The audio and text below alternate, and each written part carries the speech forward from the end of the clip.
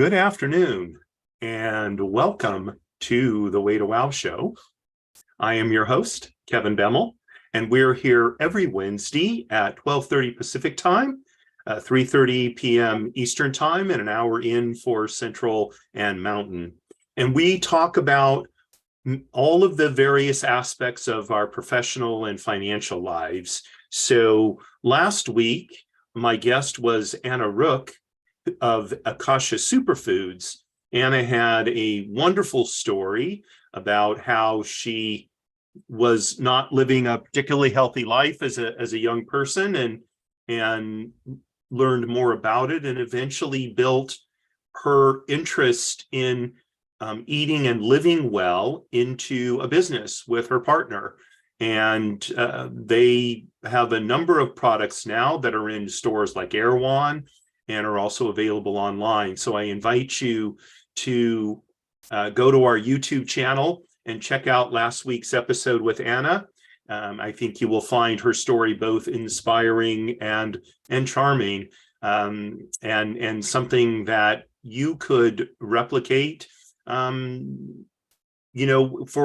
the kinds of things that interest you and would give you the opportunity to have a career or a business that you love, which is in the end one of the prime goals for this show. So today I'm going to talk about the subject of financial literacy. And I'll tell you that what sparked my interest is I'm involved in something called the Understanding America study. It's sponsored by, it doesn't say here on this little magnetic business card they gave me. It's sponsored by, I believe it's the School of Education at USC, my alma mater. And basically what I've been doing is periodically answering surveys about different aspects of my day-to-day life. And one of the surveys asked a number of questions about finances. And as I'm reading these questions, I'm thinking to myself, oh, yeah, see, this is where they're trying to trick people per se, but they built into the questions certain common misunderstandings about how investing and finances work. And I thought it was quite fascinating, really, that part of this particular survey involved a number of these questions. And as I looked at what I thought were the right answers, pretty sure were the right answers, and the wrong answers they were offering, and thinking to myself, yeah, I see what they're trying to do there in terms of uncovering, people's common misperceptions. So digging into this topic a little bit more, and talking to some friends of mine who are in the financial services business, including my friend Norm, who was my guest 2 weeks ago. And Norm has a financial services business, and the major focus of his business is helping people understand financial matters, in particular investing, better. So the level of financial literacy in the United States, and even more so worldwide, is unfortunately not particularly high. And so I found a survey, not a survey, a study, published by the Milken Institute. Okay, and just, full disclosure here, I am involved in an organization called the Military Leadership Circle, which is a group of current and former military officers that are sponsored by the Milken Institute to bring the military perspective to the work that they do. We receive no pay. It's a competitive selection process, but we're not compensated. We do get the opportunity to attend a couple of the Milken Institute global conferences here in Beverly Hills, over the time that we're a part of the group. So I do have a connection to the Milken Institute, but it's not a one through which I gain any compensation. I do, however, find their work to be pretty solid.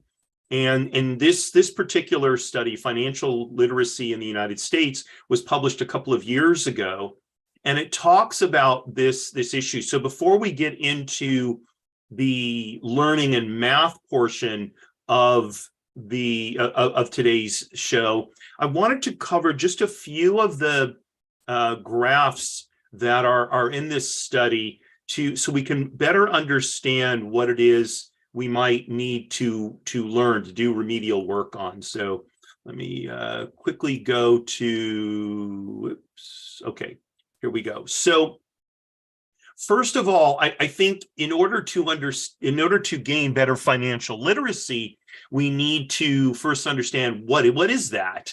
I mean, if we say, ride a bike, I think we pretty much understand what it means to know how to ride a bike, but I'm not sure that we really comprehend the components of financial literacy. So this study breaks it down into 4 categories. The first is knowledge, which is made up of key financial concepts, things like inflation, compound interest, et cetera, awareness of financial products and services. And that's something my friend Norm could certainly help you to do. And then practical know-how, such as how to make payments, how to open a bank account, how to open up a mutual fund account, et cetera. So that's the knowledge portion. Then there's the skills portion, which is numeracy skills. I love that word. I had no idea what it was. I had to look it up. Numeracy means being able to deal with numbers. I don't know. We used to call that math. So I guess it's called numeracy. And then literacy skills, presumably that's understanding the language of financial matters. Okay, and then attitudes, reason for or for not saving, borrowing, etc., attitudes toward the future, confidence in our own retirement plans, and the proclivities we have toward things like budgeting, savings, investing, etc. And then finally, behaviors. So money management, which is managing day-to-day finances, just, getting a coffee every day at Starbucks or whatever, right? And then long-term planning, which is could include anything from having a rainy day fund, planning for emergencies, to retirement. Financial decision-making, i.e. the ability to choose appropriate financial products. If you've ever heard of an annuity, it's an investment that once it's what's called annuitized, meaning it's gone from the accumulation time period to the payout time period, it pays out a certain amount of money depending on the type of annuity. And it sounds like a great thing, because you can get an annuity that'll pay you out money for the rest of your life, no matter how long you live. Sounds great, right? But is that the correct product to be putting your money into, as opposed to other potential financial products? And then finally, seeking financial advice. I mean, from whom do you get financial advice? Do you get it from, your friends who, have done very well financially? Do you get it from professionals who are trained in it? Or do you talk to people who are not in a very good financial position? And if so, why are they in that position? And are they then a proper place to seek financial advice? So these are the 4 categories of the 4 components of financial literacy.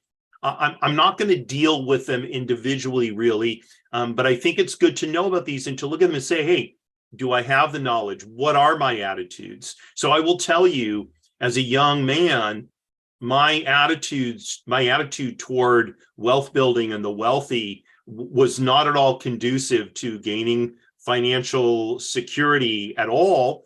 And indeed, I had a lot of remedial work to do with my attitude in order to gain financial literacy. So, those are the kind of things I help. If we know these things about ourselves, then we can correct or we can take steps to overcome whatever hurdles we've created for ourselves or have been created for us. Okay, so now let's go on to the next little thing here. Okay, so this is financial literacy among adults. Okay, so the overall financial literacy rate among adults here in the United States is actually 57%. That's not too bad. Okay, and when it comes to concepts like risk diversification, inflation, over 60% in both of those, so that's good. Numeracy, meaning the ability to make calculations related to finances, is only about half of us know how to do that. That's based on survey questions, and we're going to look at a couple of them in a few minutes, so you get a sense of that. And right about 60%, understand interest compounding. Having said that, and let's look at this next slide here. Okay, so the reality is that there's a fairly significant skew by sex and by income group. So whereas over 60% of men and high income people are financially literate, just slightly above half of women are, and less than half of low income people are financially literate. So that's a 10% gender gap, and 15 over 15 17% gap, income gap in literacy. And you might say, well, that makes sense. People who are low income, they don't have money to invest, et cetera, et cetera. And that may be the case, but the fact that they either don't have the knowledge or don't have productive attitudes that could keep them in the low income category, or, as opposed to being able to break out of it. Okay, so let's go on from there. So test results. Okay, so there were a number of surveys that they used where they asked people to answer questions.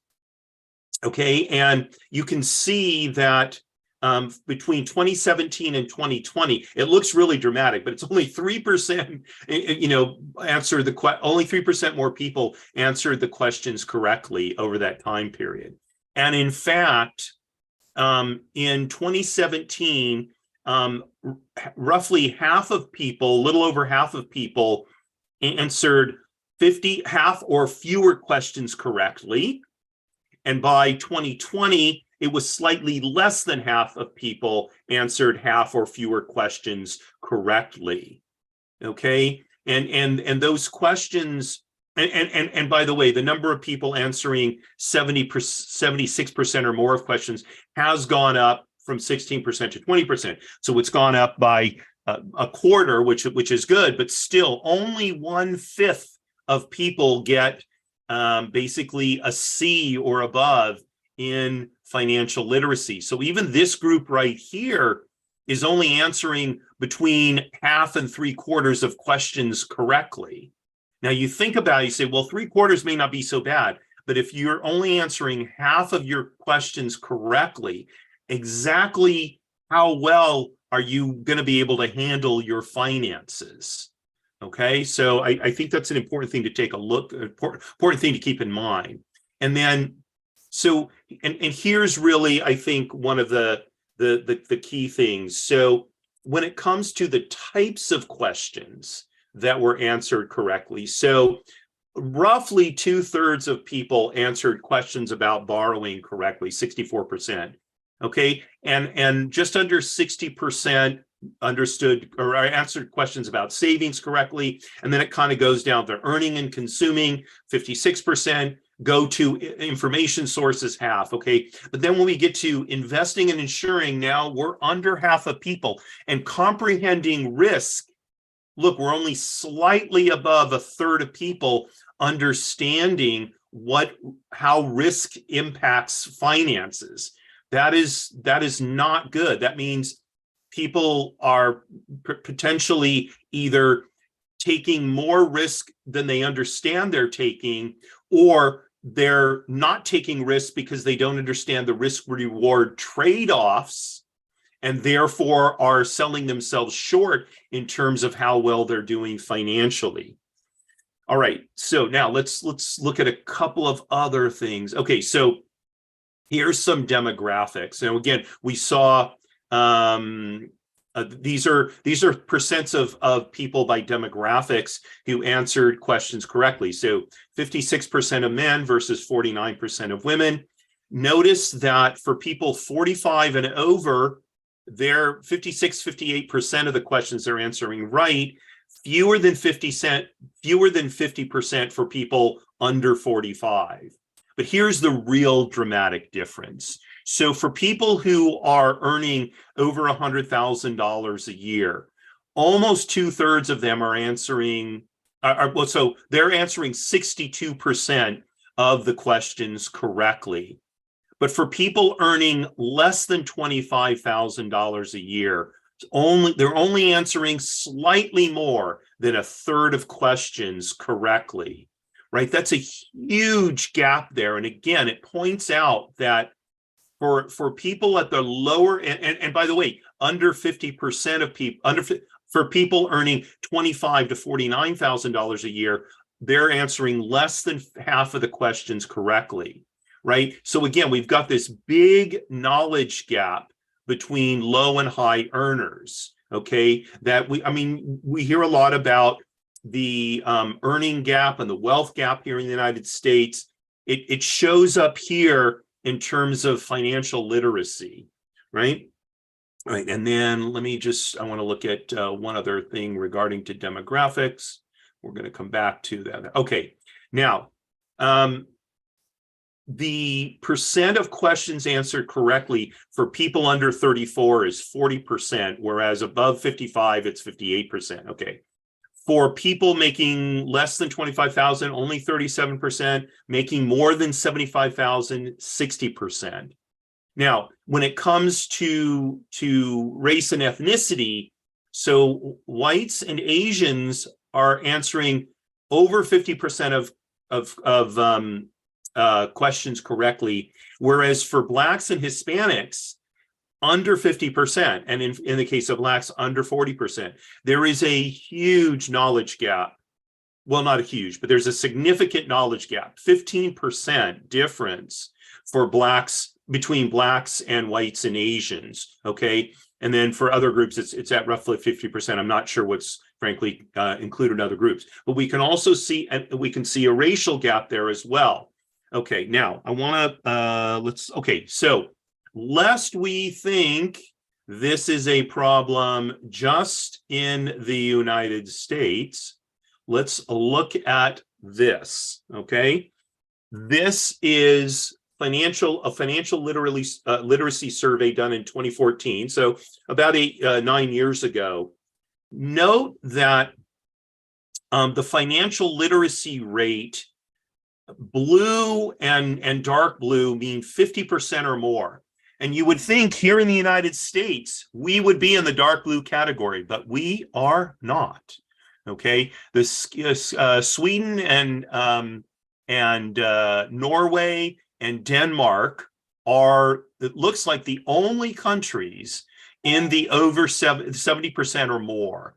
Okay, we're not even in the 60s. Okay, Canada is, Finland is, Germany is, England, Australia, New Zealand.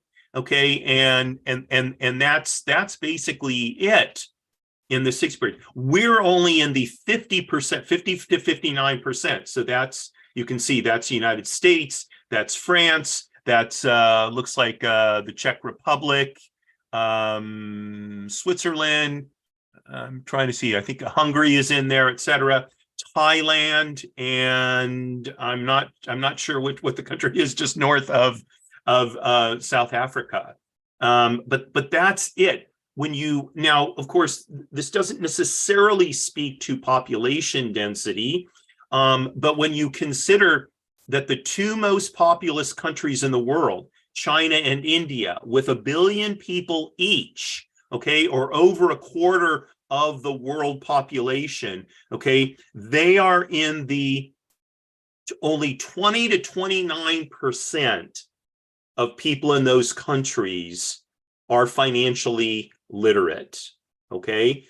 20 to 29%. And that's true, by the way, of a good swath of Central and South America. It's true for a lot of South Asia, as a matter of fact. Okay. Now, sort of Central Asia, this looks like Mongolia here, I think it is. This would be some of the former Soviet republics.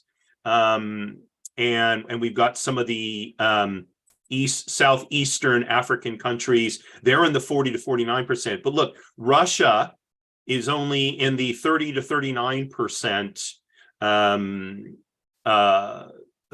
literate category. Same is true of Brazil, Mexico, most of Northwest Africa, Saudi Arabia, right? And then of course there's the countries where 10 to 19% financially literate.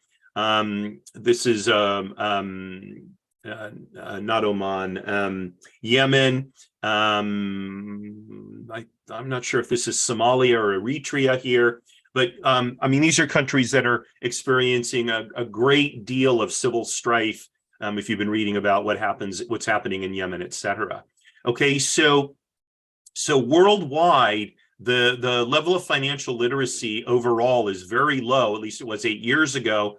And even the US is we're not anywhere near the top of financial literacy.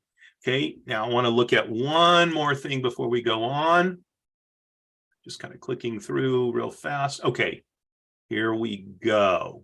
Now, here's the United States, and this is a state-by-state look as to how the level of requirement of financial literacy for high school students.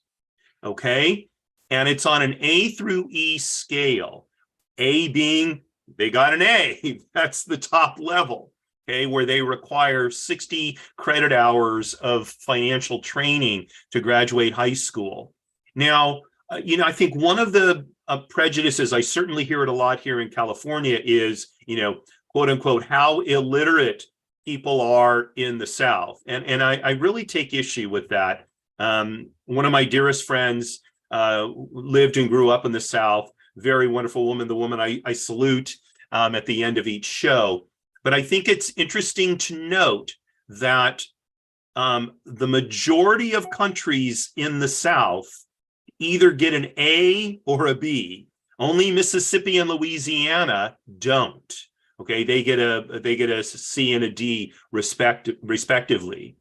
But so California gets an E. Okay, California, which considers itself so progressive in so many ways, and yet when it comes to teaching financial literacy, it's way down at the bottom. By the way, so is South Dakota, Alaska, Hawaii, Wisconsin, Pennsylvania, Massachusetts. This is Connecticut and Rhode Island here. Okay, and states getting a D are Montana, Wyoming, New Hampshire, again Louisiana. And states getting a C, we see actually the 3 of the 4 Western states get a C or lower, right? And then there's a number of Midwestern states. This is Iowa here, Nebraska, Kansas, Oklahoma. This would be Colorado, New Mexico, and then Indiana and Kentucky. Okay, so I think that we need to open our eyes a little bit to where we think young people, high school students are getting trained well financially. Now, this is as of 2017, so it's possible things have changed a little bit, but I would frankly be skeptical that is the case. So what I want to do next is look at some of the questions that were on these surveys they had people take. Here we go. So you can get an idea of what it means literally to test one's financial literacy. So this question, here's a survey question, and you note that the correct answer is in red. So in risk diversification, suppose you have some money. Is it safer to put your money into one business or investment, or to put it into multiple businesses or investments, right? Now, for most people who've been in business, it's obvious if the old saying, you don't want to put all your eggs in one basket. So you don't want your choices are one business or investment, multiple businesses or investments, don't know or refuse to answer. So the correct answer would be multiple businesses or investments. Now, notice you don't need any math to do this. This is just common sense. And so much of financial literacy is common sense. So to give you an example, last night I was working with my daughter who's taking personal finances in high school this year, or this semester, I should say. And she's convinced that she's a math phobic, unfortunately. She's very bright and she's doing really well in algebra now, but she's got it in her head that she can't do math. And so when it comes to doing the numerical side of personal finance, she really struggles. So what I had her do is just set the numbers aside and just look at the question and what is the question asking? Logically speaking, what is the question answering? What is the question asking? And therefore, what might the answer be? Just using logic and common sense. Okay? All right, so let's look at this next one on inflation. Suppose over the next 10 years, the prices of the things you buy double. Okay, so essentially 100% inflation. If your income also doubles, will you be able to buy less than you can buy today, the same as you can buy today, or more than you can buy today? Right now, the temptation, I think, is to say, well, wait, my income doubled. So, gosh, I'm making much more money than I did before. But of course, everything that you buy has also doubled in price. So the reality is you haven't gained any ground. You haven't lost any ground. It's the same. So if 10 years ago you could buy a loaf of bread for whatever it was 10 years ago, I don't know, $2, something like that. And today a loaf of bread costs $4 and you made $40,000 a year 10 years ago, and now you make $80,000 a year. Well, to buy that loaf of bread for $4, your situation hasn't changed. If you were to work out the numbers, you would see that as a percentage of your income, the loaf of bread is the same now as it was 10 years ago. Okay? Now, you don't need to work the numbers, though. Hopefully, as we talk about these, you'll kind of intuitively see, well, yeah, okay, I'm making twice as much money, but everything has doubled in cost. So I haven't gained any ground. Okay, now let's do a numeracy question. I love that word numeracy. It's like, wow. Okay, let's do a kind of a question where we are going to have to do a little bit of math to figure it out. Now, before I do this question, whenever you are doing math related to your finances, I encourage you, don't think of it as math. Think of it as money. I know you're going like, the kind of cliched, the Jewish guy talking about money. I know. Okay. But the reality is, most of us can intuitively understand money better than we can intuitively understand abstract math. Okay, I think it's just the way the brain works, because human beings for millennia have been trading and exchanging and buying and selling and all that kind of stuff. We know how to do that. People without even a high school education have become very successful in business. It can't be that you've got to be able to do math really well to understand finances. Not at all. Not at all. Okay. Whether it's, Harlan Sanders, who started Kentucky Fried Chicken, whether it's, I think it's Roy Kroc, who started McDonald's. These men did not have college educations. Walt Disney, by the way, and neither Walt nor Roy Disney, who started what is now known as the Walt Disney Company. They were actually, I don't think Walt Disney was a high school graduate, because he joined the ambulance corps in 1917 when he was 16 years old. And when he got back, I don't think he went back to high school. I think he went into the workforce after that, right? And yet he built an enormously successful company. So how could it be that you have to have, a college or even a high school level understanding of math to be successful? And the answer is you don't. Most of finances is really just common sense. Okay, so let's look at this numeracy question. Suppose you need to borrow $100, okay? Which is the lower amount to pay back? $105 or $100 plus 3%, meaning 3% interest, okay? So there's two ways we can approach this. We can say, well, what portion is $5 of $100? Okay, and we can get into fractions. 5 100ths, which is 1/20th, okay, or 1/20th is 5%. Or we can say, well, okay, 3% is 3% of $100 is how much? Okay, now this can be a little bit difficult. I'm going to work a problem like this in a few minutes and show you how to work it out. But for now, just know that 3% is the same thing as 0.03. Okay, so 100 times 0.03 is $3. Okay, so $100 plus 3% is less than $105 because it's $103. Okay, so that's where, when you're actually having to calculate interest, you will need to know a little bit of money. I'm not going to call it math anymore. I'm going to call it money. Okay, and I'm going to work a couple of problems like that later. Okay, this is here, compound interest. Okay, suppose you put money in the bank for 2 years, and the bank agrees to add 15% per year to your account.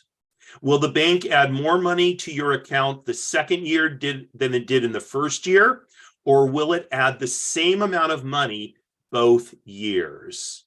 Okay, so let's just take a real simple example. Let's say that you put $100 into the bank. After the first year, it's going to add 15% to your account, which means you're going to have, no matter how much the 15% is, starting at the beginning of the second year, you're going to have more money in that bank than you did at the beginning of the first year. Y'all see that? Because the bank is going to pay you some money at the end of the first year. Okay, so if you're starting out the second year with more money than you started out the first year, do you see that in the second year you have to get more money than you did the first year? Just common sense. Logic says you're going to get more money the second year. That's what compound interest is. That's how it works. Because each period, whether it's a year or a month or a day, whatever it is, that the interest is being compounded, that money is being added to your account, and now you're earning interest on the larger amount, the amount that includes the interest you've been paid up to that point. Okay, and that's what's so great about compound interest is it compounds, which means it builds on itself. And that's why now that interest rates have gone up, right?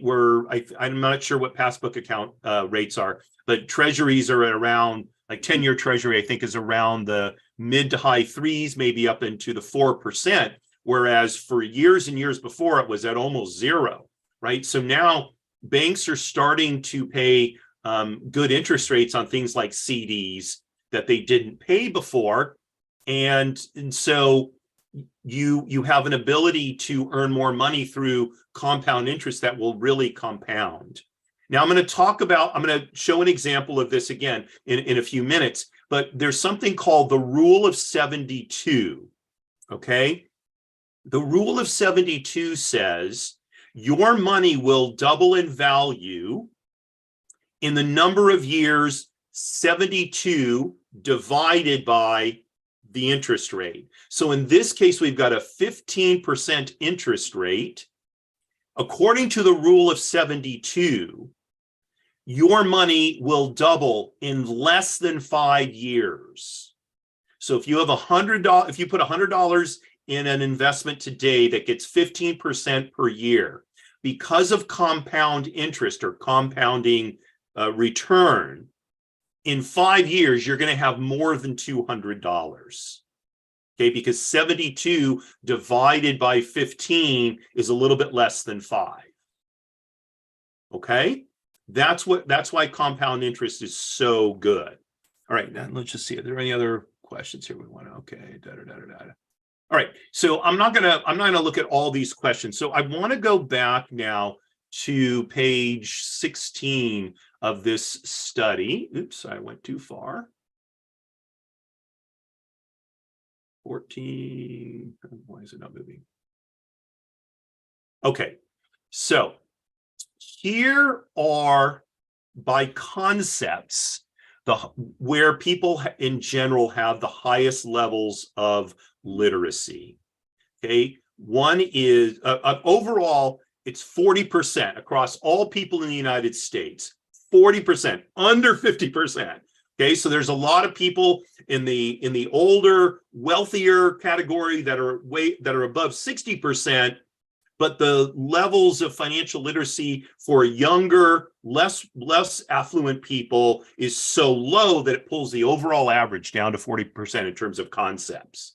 Okay, now, in general, our financial literacy when it comes to mortgages, meaning loans to buy a house or a property, and interest rates are pretty good, over 70%. So approximately 3/4 of Americans have financial literacy in those concepts. But then it drops off, it drops off pretty dramatically. So when it comes to inflation, only slightly more than half of people have a good understanding of how inflation works. And it gets worse from there. Risk, only 43%. Compound interest, less than a third. Bond pricing, only about 1/4 of people understand how bond pricing works. So for the rest of today's show, we have about another 20 or so minutes. I'm going to focus on these 4 concepts to help you improve your understanding of them. Right, so I'm going to stop sharing this for now. Let's talk about inflation a little bit. This is obviously an important subject right now. Inflation is still running at about 6% across the board, according to the CPI. Now, the CPI basically is composed of what they call a basket of goods, meaning it's a collection of things that people buy, and the government surveys it periodically, once a month, the Labor Department does, to see how has the prices of these things changed. So it includes things like the prices of housing, the prices of gasoline, of electricity, of water, of food, of clothing, of entertainment, of travel, of durable goods, which are things like cars, furniture, etc. Now, there are different versions of the Consumer Price Index, the CPI, okay? Now, here's the thing about the CPI. There's probably not a single American who ever actually buys in 1 month, all the things that go into making the CPI. It's an average, essentially, okay? So just because the CPI went up by 6%, that doesn't mean that my or your individual cost of living went up by 6%. It could have gone up by more, or it could have gone up by less. And in fact, depending on what it is you're buying in any particular month, it's possible that even though the CPI went up, your cost of living went down, okay? And the reason I bring this up is there's the impact of knowing what happened with the Consumer Price Index, and it affects how we feel about our own financial situation, even if our own financial situation is different. Okay, so there it creates kind of a bias. So when you hear that inflation went up, like last year, I think it peaked at around what, 8-9%, something like that. That's huge inflation, unless you were around in the 70s like me, where we had inflation higher than that, 10-12%. But historically, it's the highest inflation we've had in 40 years. So hearing about that, it can make us feel like we're poorer, even if we're not as poor as it seems to indicate, or even if we're not poorer at all. Okay. The thing about inflation is there's at least two factors we need to consider. One is, what are we buying specifically that has either gone up or down in price? Okay. So for example, if we do a lot of driving, so the price of gasoline, unless we drive an electric car, the price of gasoline has a much bigger impact on our finances.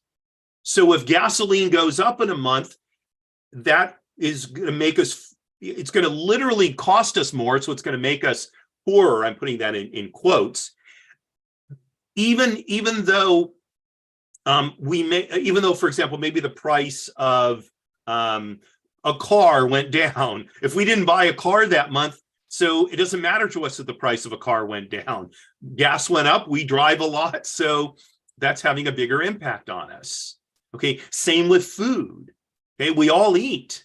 So if the price of food went up, that's going to have a big impact on us. And the fact of the matter is, the lower your income, the bigger the impact things like the price of food and transportation will have. Okay, because they make up a larger part of your expenditures. So that's important to know when you look at the CPI data. It's one thing to look at the raw data, or I mean, not the raw data. It's one thing to look at, the CPI went up 6%. Okay, fine. But what does that mean individually for my finances? We need to dig into that. And just as an aside, it's one of the big gripes I have about financial reporting is we rarely get any kind of depth in financial reporting. Maybe on CNBC. I don't watch television news, so I can't tell you. But I read the Wall Street Journal, and I never fail to be surprised by the lack of depth in so much of financial reporting. They'll oftentimes give examples of how it affects an individual person, but my attitude is, I mean, that's good or bad for that person, but I'm not that person, so I don't know how this affects me. I would rather they go into depth about the concepts and how and break them down into more pieces so we could better understand logically and in a common sense way how we individually might be impacted. Okay, so here's the other issue with inflation. Let's say we got a salary increase, okay? And let's say that our salary increase was 8% last year, okay? Overall inflation was 6%. So that would seem to indicate that we actually did better because what we buy is costing us 6% more, but we're making 8% more. So we should be gaining ground. Okay. Having said that, again, it's going to depend on what you buy. So just because the CPI went up by 6% and you got an 8% salary increase, that doesn't mean that you're ahead of the game. It's going to depend on what you specifically buy. That's why sometimes you can get a very nice, what seems like a very nice salary increase and still feel like, gosh, I'm having a lot of trouble making ends meet. What's going on here? Okay, so that's the issue there. There's a mismatch always in how what's happening with the CPI versus what's happening with us. Okay, so when we hear things about wage increases, like the national increase in wages was, let's say, 4%, and the CPI went up 6%. So that sounds like everybody in the country is poorer as a result. But that's not the case. That's not the case at all. Some people are going to be better off. Some people are going to be worse off. Some people are going to be really worse off. Some people are going to be really better off. It all depends on their specific situation. Okay, so we need to look beyond just the very sort of basic things that are reported in the news, whether it's TV news, newspapers, whatever source, the internet you're getting, you're getting your news from. Okay, we need to dig more. And hopefully, if we start asking, well, wait a minute, I need more information than this, maybe, reporters will start reporting it.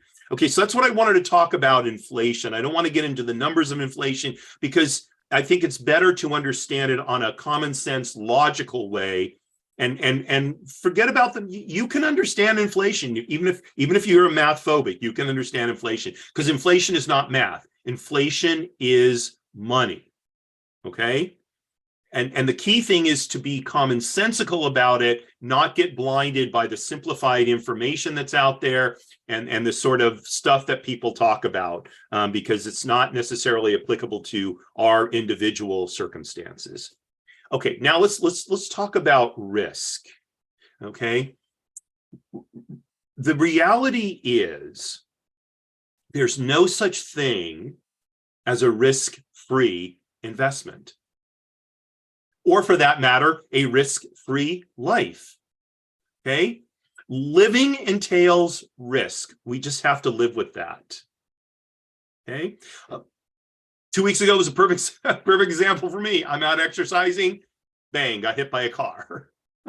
Not a pleasant experience, right? I mean, I wasn't trying to get hit by a car. The fellow driving the car, I don't think, was trying to hit me, but it happens. Right? This is why I have medical insurance. So, and the paramedics, sent me a bill because that's what they do today. That service isn't for free, especially since they brought me home, which was very nice of them. Okay. But I have medical insurance. So the reality is, when accidents happen, I have medical insurance. Okay. And I think it's going to pay for most, probably not all of the expense, but for most of the expense. Okay. Now, when we talk about investing, okay, the higher the return on the investment, the higher the risk. Okay.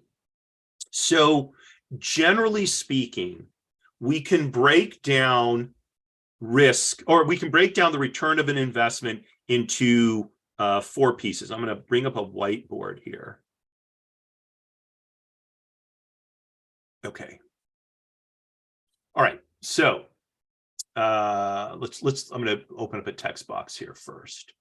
Okay. So first of all, we just have the basic level of interest rates. Oops. And I can't spell.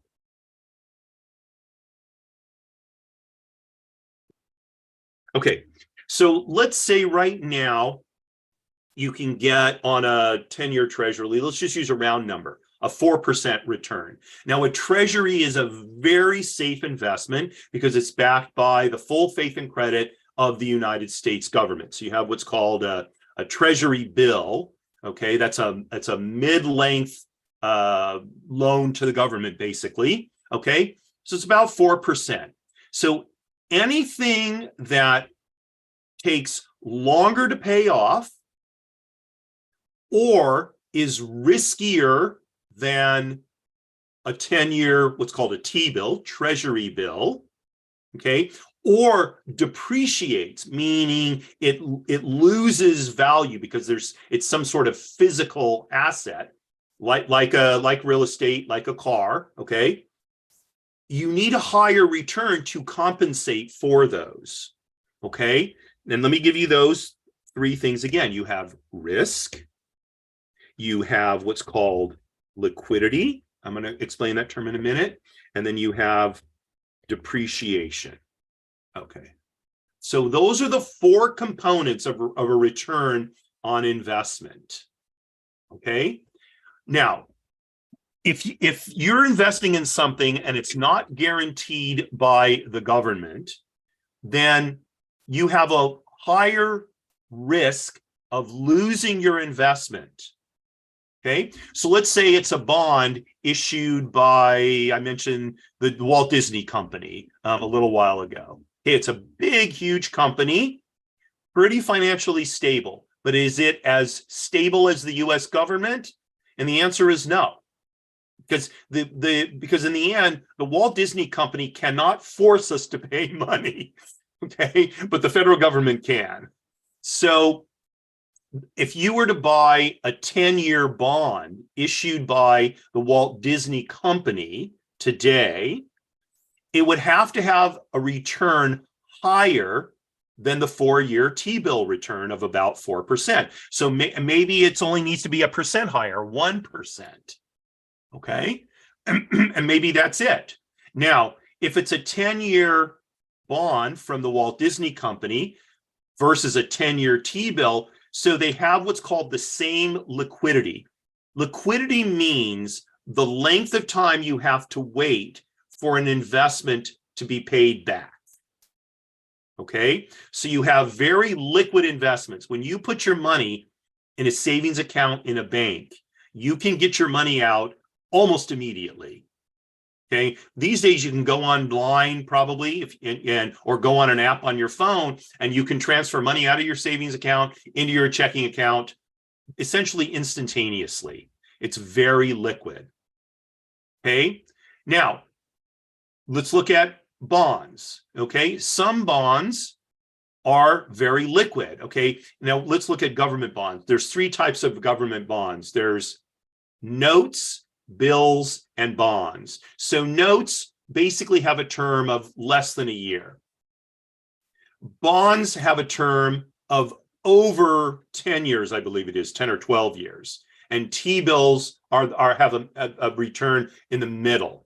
So you can see that Treasury notes are pretty liquid. At most, you have to wait for about a year to get your money out. Now, why is that important? It's important because of how bonds work, which I'm going to talk about in a minute. But the thing about liquidity is, if your money is in an investment and it takes you time to get it out, what's happening in the world economically or in the marketplace economically can change over the term of that investment. And those changes can reduce the value of your investment if you have to sell it before the term is up.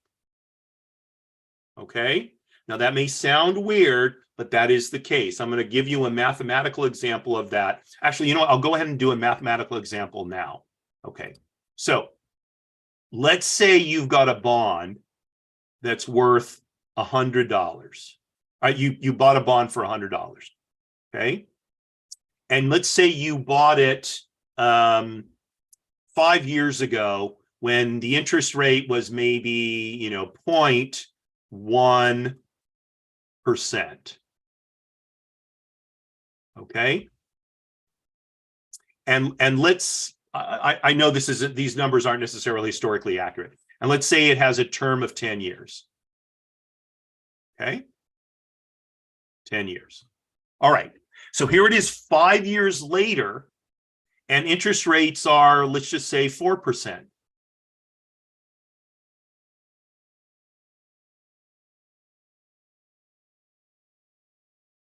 And the fact of the matter is, you've got 5 more years before the bond does what's called matures, which means gets paid back in full. Okay, now if you want to wait all 10 years, you're going to get $100 back. Okay, that means your money is tied up for the 10 years. Let's say you need the money now. Okay, the fact of the matter is, would an investor today pay you $100 for something earning 0.1% interest in a climate where similar investments are now getting 4%? The answer is no, not a chance. Okay. I mean, unless it's a friend of yours and they're doing it as a favor, but those friends are hard to find. Okay. So the reality is, if you have to sell that I think we said it was a T-bill today, okay, you would maybe be able to sell it for, let's see, let me see if I can do a rough calculation.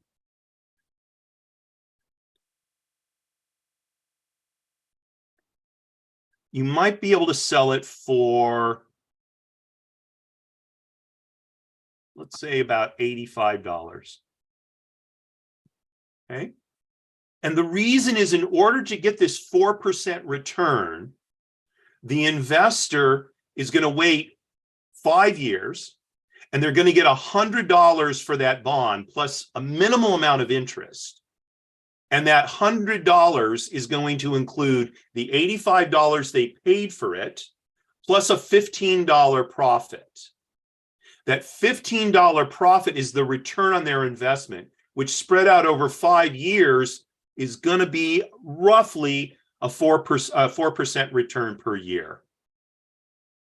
Okay, so as interest rates go up, the value of a bond goes down. They're what are called inversely proportional.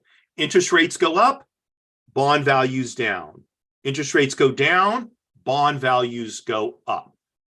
Okay, now that doesn't mean that the face amount of the bond changes. It does not. It always stays at $100.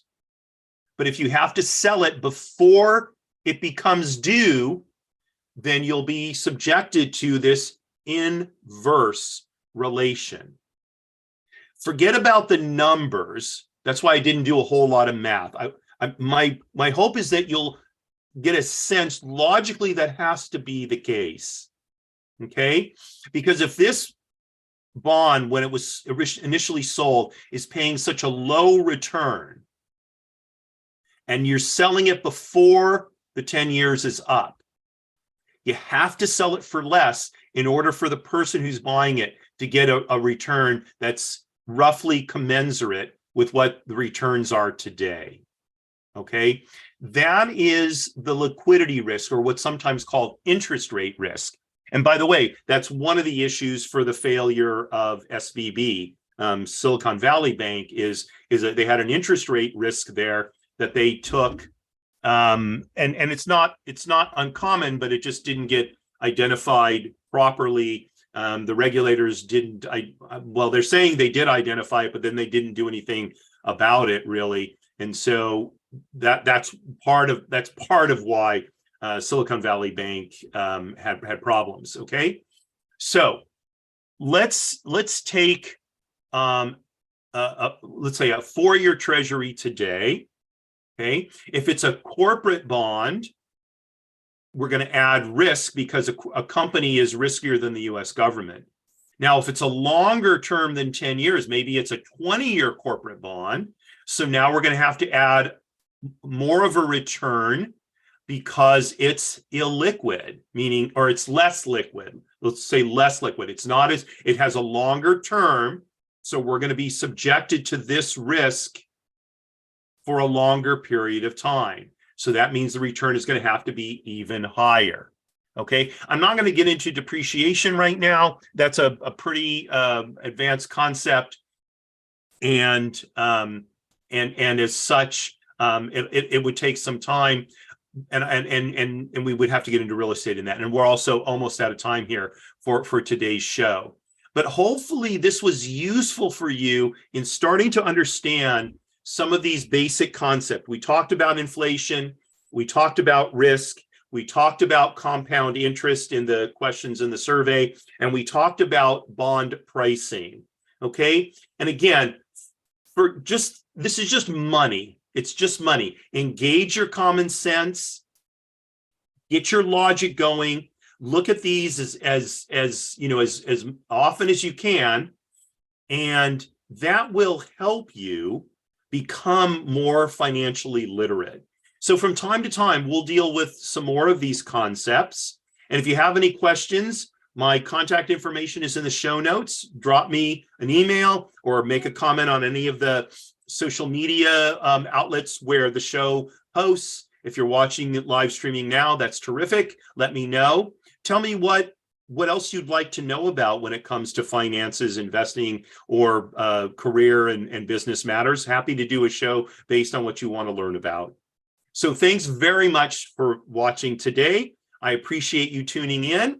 Tell your friends about it and join me next Tuesday for my show, Business Lessons from the Military, where we take military doctrine, history, leadership concepts from outstanding military figures, and we use them to understand how to better run our businesses and our professional lives.